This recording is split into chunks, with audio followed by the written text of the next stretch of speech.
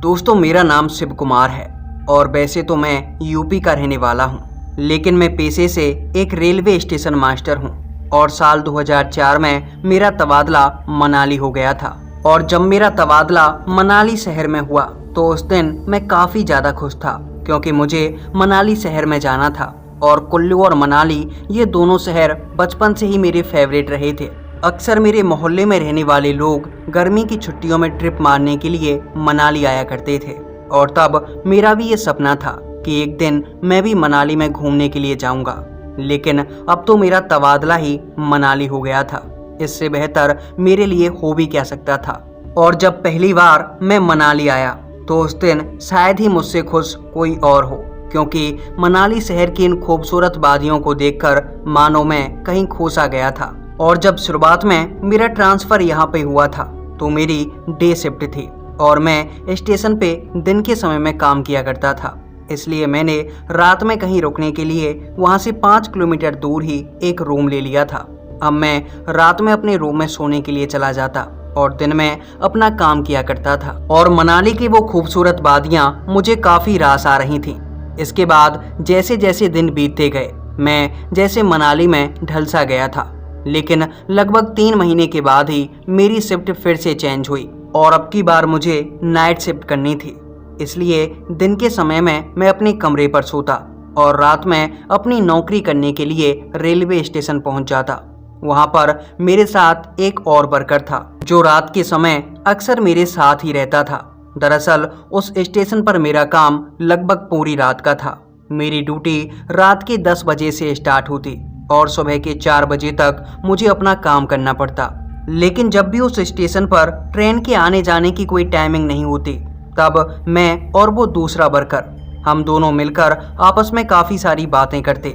रात भर हम दोनों गप्पे लड़ाते और जब ट्रेन आ जाती तो अपना काम करके वापस गप्पे लड़ाने के लिए बैठ जाते। दोस्तों, मनाली के अंदर काफ़ी ज़्यादा सर्दी पड़ती है और रात के समय में ये सर्दी और भी ज़्यादा बढ़ जाती है। और मैं ठहरा यूपी वाला, मुझे इतनी ज़्यादा सर्दी बर्दाश्त करने की आदत नहीं है। जब भी हमारे यूपी में सर्दियाँ पड़ती हैं तो हम अक्सर चाय की चुस्कियाँ लेना काफ़ी पसंद करते हैं और चाय पीने का शौक़ मुझे बचपन से ही था। लेकिन सबसे बड़ी समस्या तो ये थी कि जिस स्टेशन पर हम काम किया करते थे उस स्टेशन से चाय की कोई भी टपरी लगभग 1 किलोमीटर की दूरी पर थी। वो स्टेशन ऐसी जगह पर था जहाँ पर आसपास कोई दुकानें मौजूद नहीं थीं, लेकिन मुझे चाय पीने का शौक़ था और मनाली में काफ़ी ज़्यादा सर्दी पड़ती है और इस ठंड से बचने के लिए मैं अक्सर 1 किलोमीटर दूर चलकर उस चाय की टपरी के पास जाता और वहाँ पर चाय पिया करता था। ऐसा करते करते मुझे लगभग 1 महीना बीत चुका था, लेकिन अब तक मेरे साथ रास्ते में कोई भी ऐसी वारदात नहीं हुई थी जिसकी वजह से मुझे डर लगे। लेकिन एक दिन की बात थी, मैं और वो दूसरा वर्कर जो कि मेरे साथ अक्सर रहा करता था, हम दोनों रात में आपस में बातें कर रहे थे और बातों ही बातों में न जाने कहां से पर भूत प्रेत की किस्से कहानियां शुरू हो गईं। दरअसल वो वर्कर हिमाचल का ही रहने वाला था और उसने वहीं की लोकल किस्से कहानियां सुनाना शुरू कर दिया और मैं भी बड़े ध्यान से उसकी इन कहानियों को सुन रहा था। वैसे तो मैं यूपी का रहने वाला हूँ और हमारे यूपी के अंदर भी ऐसी भूत प्रेतों की कहानियां अक्सर सुनाई जाती हैं। जब भी 4-5 लोग एक जगह पर इकट्ठा हो जाते हैं तो आपस में मनोरंजन करने के लिए ऐसी कहानियां सुनाते हैं। और मैंने भी बचपन से भूत प्रेतों की बहुत सी कहानियां सुनी थी, इसलिए मुझे उसकी कहानियां सुनकर कोई ज़्यादा डर नहीं लग रहा था। मैं बड़े ध्यान से उसकी बातों को सुन रहा था और वो भी लगातार अपनी बातें बताए जा रहा था। बातों ही बातों में न जाने कब सुबह के 4 बज गए और मेरी ड्यूटी ख़त्म हुई। इसके बाद मैं अपने कमरे पर सोने के लिए आ गया और जब मैं अपने कमरे पर सोया तो दिन के समय में मुझे अजीबोगरीब भयानक सपने आने लगे। ऐसे सपने जो कि मैंने शायद पहले कभी नहीं देखे थे।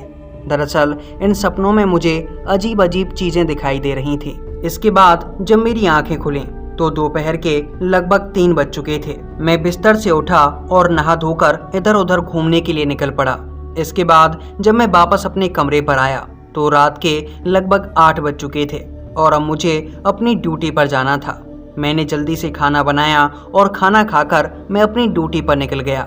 और जब मैं स्टेशन पहुंचा तो वहां का नज़ारा आज मुझे कुछ अलग ही दिख रहा था, क्योंकि मेरे मन में शायद उस रात की वो कहानियां दहशत बना चुकी थीं और मुझे सुनसान इलाके में अब जैसे डर लगने लगा था।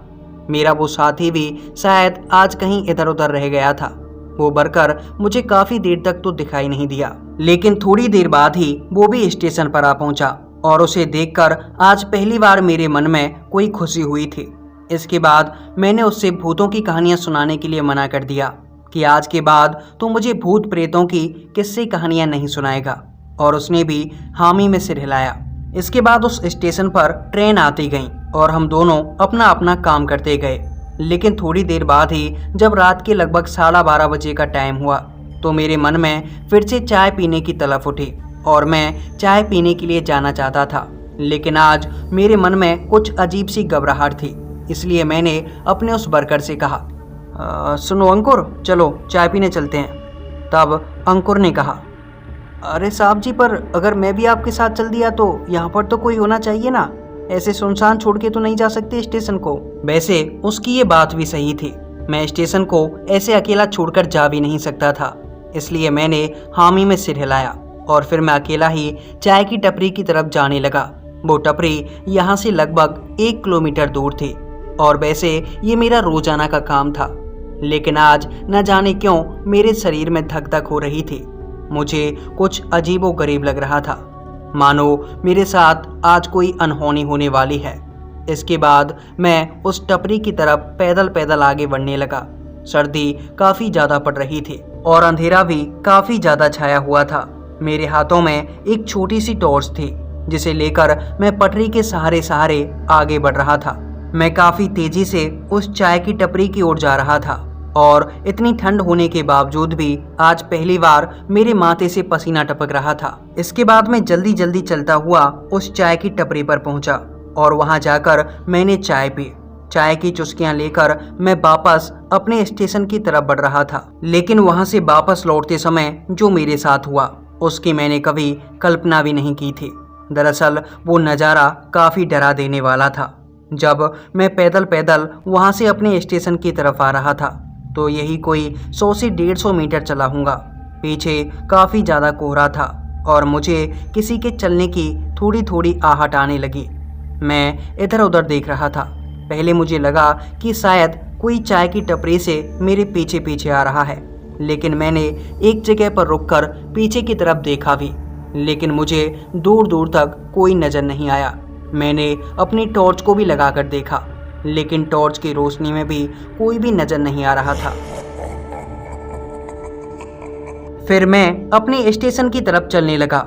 इस बार मेरे चलने की रफ्तार काफ़ी तेज़ हो गई थी, जैसे मैं चल कम और भाग ज़्यादा रहा था। और फिर थोड़ी दूर चलने के बाद ही मुझे पटरियों के ऊपर एक इंसान नजर आया। वो इंसान दिखने में काफ़ी हट्टा कट्टा था और वो पटरियों के बीचों बीच चल रहा था। उसे देखकर मेरी जान में जान आई। मुझे ऐसा लगा कि चलो कोई इंसान तो मिला, इससे बातें करते करते मैं आगे चला जाऊंगा। लेकिन इसके बाद जैसे जैसे मैं उसके पास जाने लगा, वो इंसान मानो रुककर मेरी तरफ ही देख रहा था और वो एक जगह पर खड़ा हुआ था। मैंने उसे आवाज़ें भी लगाईं, लेकिन जैसे ही मैंने उसे आवाज़ें लगाना शुरू किया तो उस इंसान ने काफ़ी तेज़ी से भागना शुरू कर दिया और वो काफ़ी तेज़ी से भागता गया और भागते भागते न जाने कहाँ कोहरे में गायब हो गया। उसको भागता देखकर मैं भी उसका पीछा कर रहा था और मैं भी भागते भागते जल्दी से अपने स्टेशन पर आ गया, लेकिन रास्ते में वो इंसान मुझे कहीं पर भी नज़र नहीं आया। इसके बाद मैंने इस घटना के बारे में उस अपने साथी को बताया। मैंने उसको बताया कि कैसे मुझे एक इंसान दिखाई दिया था जो कि मेरी आवाज़ सुनकर काफ़ी तेज़ी से भाग गया। इसके बाद उसने, यानी जो वर्कर था, उसने मुझसे कहा, रहने दो साहब, ऐसा होता ही रहता है, यहाँ पर आसपास कई लोग आते हैं, कोई होगा बेचारा जो रेल की पटरी पर आकर आत्महत्या करने की कोशिश कर रहा होगा, लेकिन आपको देखकर डर के मारे वहां से भाग गया। दोस्तों, इस घटना के लगभग 4 दिन के बाद ही दशहरा का त्योहार आने वाला था और मैं दशहरा का त्योहार सेलिब्रेट करने के लिए वापस यूपी अपने गांव आ गया। लेकिन गांव आने के बाद ही अचानक से मेरी तबीयत खराब हो गई और मुझे काफ़ी तेज बुखार आ गया, और बुखार भी कोई छोटा मोटा नहीं था। बल्कि मेरे शरीर का तापमान 103 डिग्री तक पहुंच गया था। मैंने काफ़ी सारे अस्पतालों में दिखाया और काफ़ी सारे बड़े बड़े डॉक्टरों को दिखाया, लेकिन मेरा बुखार कम होने का नाम ही नहीं ले रहा था।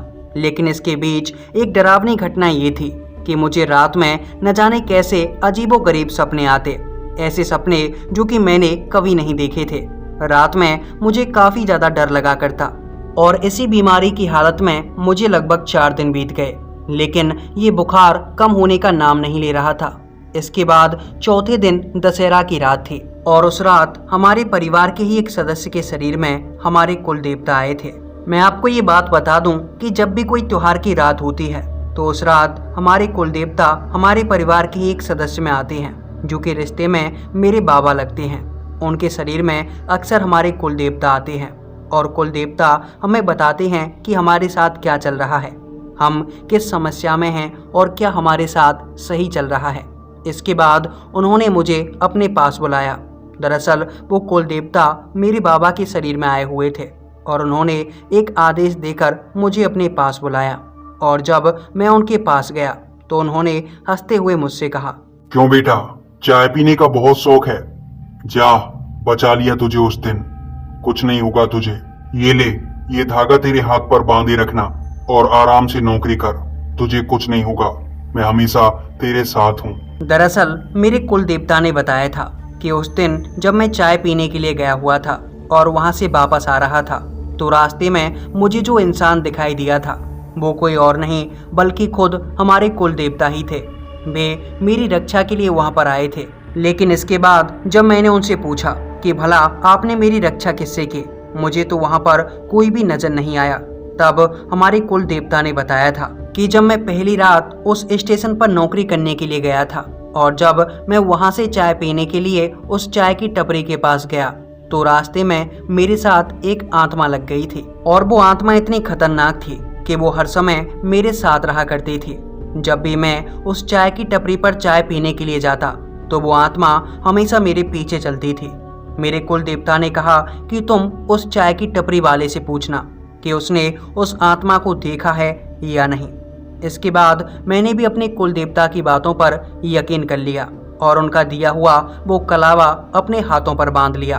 और इसके बाद हमारे कुल देवता ने मुझे बताया कि उस रात जब तुम्हें रेल की पटरी के ऊपर वो इंसान दिखाई दिया, वो कोई और नहीं बल्कि मैं खुद था, जो कि उस आत्मा से रक्षा करने के लिए तुम्हारे सामने आया था। अगर उस रात मैं तुम्हारे सामने नहीं आता और तुम्हारी मदद नहीं करता तो शायद वो रात तुम्हारी आखिरी रात होती, क्योंकि वो आत्मा तुम्हारे साथ ही चल रही थी, वो भी तुम्हें मारने के इरादे से। और जैसे ही उस रात थोड़ा सा और समय बीतता तो वो तुम्हारे शरीर में प्रवेश करके तुम्हें बेहोश कर देती और इसके बाद ट्रेन के आने की वजह से तुम्हारी मौत हो सकती थी।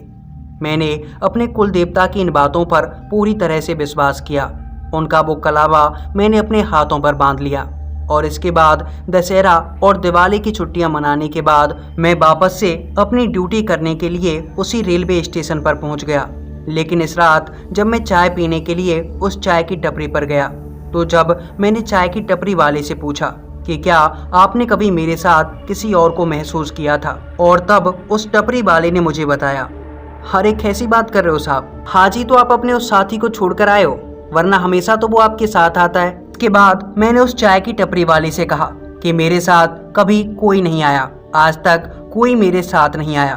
तब उस चाय की टपरी वाले ने मुझे बताया कि आपके साथ हमेशा 2-3 महीनों से एक इंसान आता था और वो आपके साथ आता, आपके साथ ही जाता, लेकिन जब आप यहाँ पर चाय पीने के लिए रुकते तब वो यहाँ से लगभग 20-25 फीट दूर खड़ा हो जाता।